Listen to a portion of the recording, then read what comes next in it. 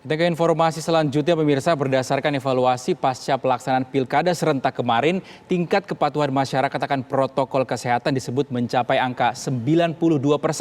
Namun Menko Polhukam menyebut ancaman klaster baru pasca pilkada masih bisa terjadi mengingat akan ada potensi kerumunan sengketa pemilu yang kerap terjadi.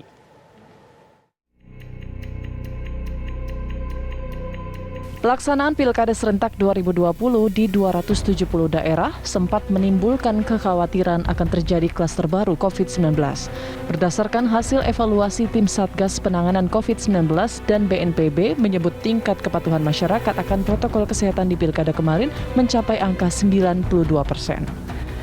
Meski begitu, Menko Polhukam Mahfud MD menyebut kewaspadaan akan COVID dampak dari Pilkada Serentak ini masih harus dijaga.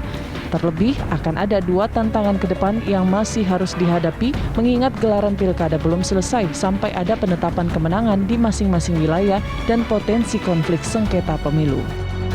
Tahapan pilkada itu masih akan berlangsung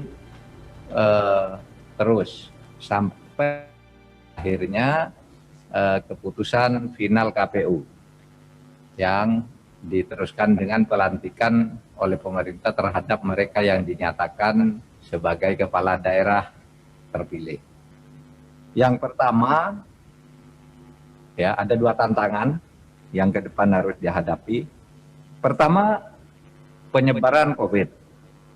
Ya, penyebaran COVID itu akan terus terjadi dan harus dikendalikan sampai batas tertentu.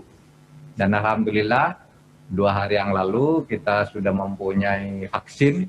Kedua, masalah pilkada ini masih akan berlanjut nanti sesudah ini tentu akan ramai soal ketidakpuasan terhadap hasil. Itu sudah pasti. Ya, sudah pasti akan terjadi. Di beberapa daerah tertentu ini sering menimbulkan kekerasan fisik. Tapi di daerah-daerah lainnya ada yang kemudian menempuh pengadilan.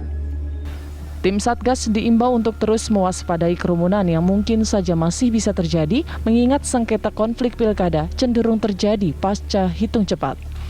Kerumunan protes hasil pilkada berpotensi menjadi klaster baru COVID-19 yang harus diwaspadai semua pihak termasuk masyarakat. Tim TV One mengabarkan.